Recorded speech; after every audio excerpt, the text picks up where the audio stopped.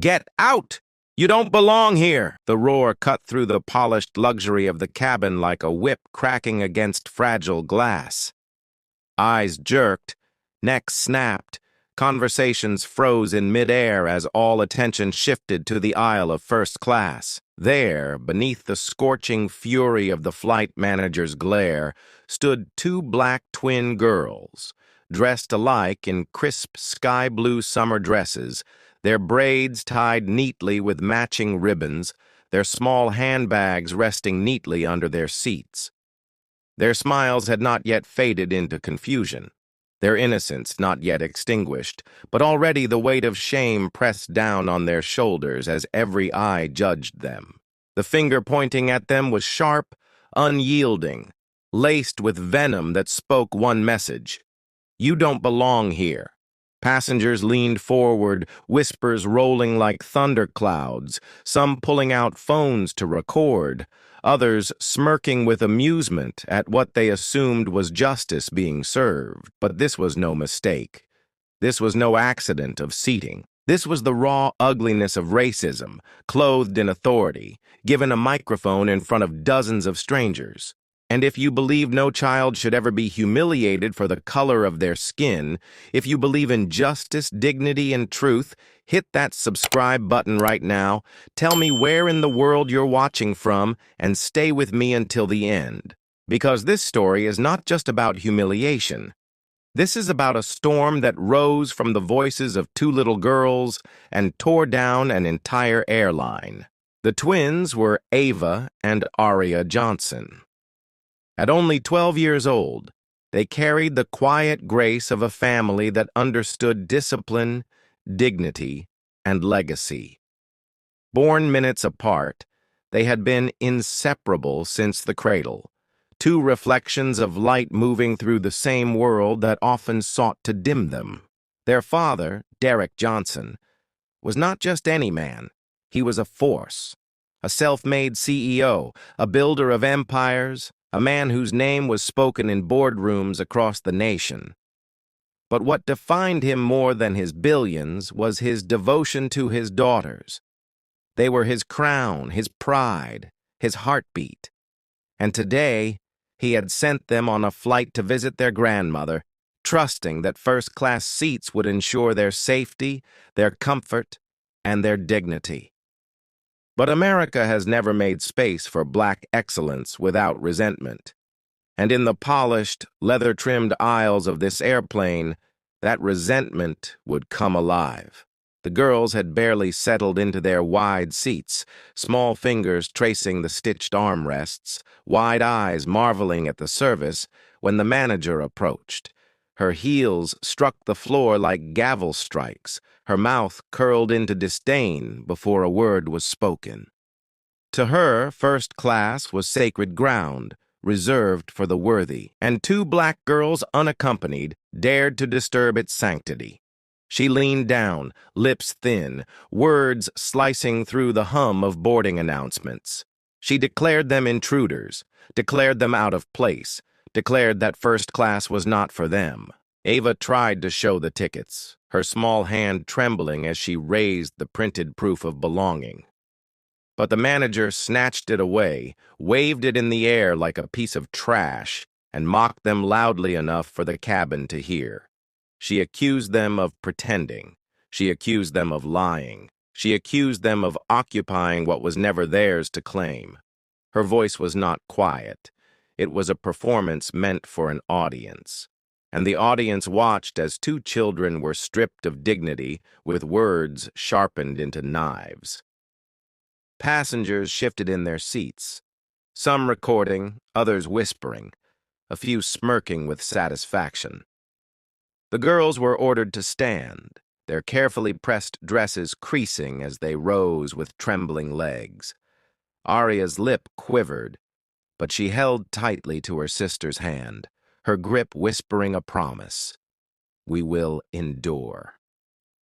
The manager marched them through the aisle, past smirking faces and judgmental eyes, toward the back of the plane. Every step was heavy, every whisper like a stone thrown against their small backs. First class is for real customers, the manager spat. Not children pretending. Humiliation settled on them like a cloak of fire. In that moment, they were no longer just children. They were symbols of what America still refused to accept: black belonging. In the back of the plane, cramped between strangers, the twins sat with tears pressed against their eyes. But Ava's resolve burned brighter than her humiliation. She reached into her small designer bag and pulled out the sleek phone her father had entrusted her with. Her fingers trembled, but she pressed speed dial. Miles away, Derek Johnson was in the middle of a boardroom meeting when his phone rang. The moment he heard his daughter's broken voice whisper, "Daddy," the world around him stilled. Executives froze as the powerful man who commanded billion-dollar deals went silent, his face hardening like stone. His daughters poured out their pain, their humiliation, their stolen dignity, and with every word, fire built in his chest. He did not roar. He did not rage. His voice dropped into the cold tone of a man about to dismantle an empire. He told them to stay calm, to sit quietly, to hold each other's hands, because Daddy was handling it. Within minutes, Derek was on the phone with the airline's headquarters. His voice thundered through corporate lines, demanding answers, demanding accountability, demanding names. The airline's executives stammered, scrambling to contain the firestorm they had just unleashed. But this was not a man they could dismiss. Derek's company held contracts worth millions with the very airline that had humiliated his children. His power was not theoretical. It was financial. It was structural. It was survival. Mid-flight, the captain received a radio call. The manager who had paraded her arrogance through first class was summoned to the cockpit. When she returned, her confidence was gone. Her face had drained of color, her arrogance stripped away. She walked toward the twins, her steps heavy, her voice cracking as she muttered an apology. Cameras recorded, passengers watched, but the twins did not flinch. They sat tall, their backs straight, their spirits unbroken. Phones uploaded the footage online. Hashtags exploded. Outrage swept across platforms before the plane even touched down.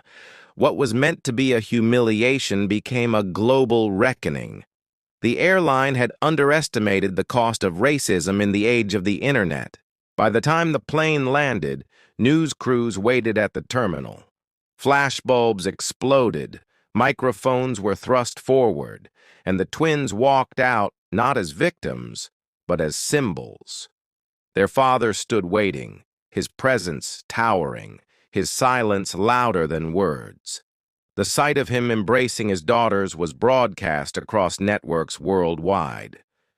The airline scrambled to issue apologies, to suspend employees, to plaster over the cracks. But the storm had already broken. Stocks tumbled, sponsors withdrew, lawsuits mounted. Derek's voice became the rallying cry.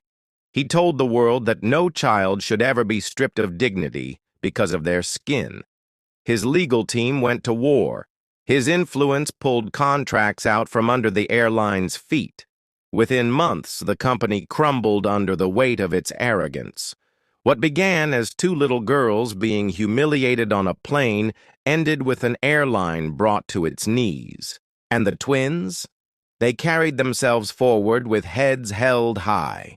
Their innocence had been tested, their dignity challenged, but their spirits remained unbroken. They reminded the world that black excellence is not granted by seats or uniforms or corporations. It is born within, unshakable, unstoppable, undeniable. And so remember this: no matter how high the walls of prejudice are built, no matter how strong the voices of arrogance scream, justice will always find a way to roar back. If this story moved you, if you felt the sting of their pain and the fire of their resilience, hit that subscribe button right now. Because here, we don't just tell stories, We deliver truth. We shine light. We bring justice to the screen. Stay with us, because the next story may just change how you see the world. Black excellence cannot be erased, and neither will we.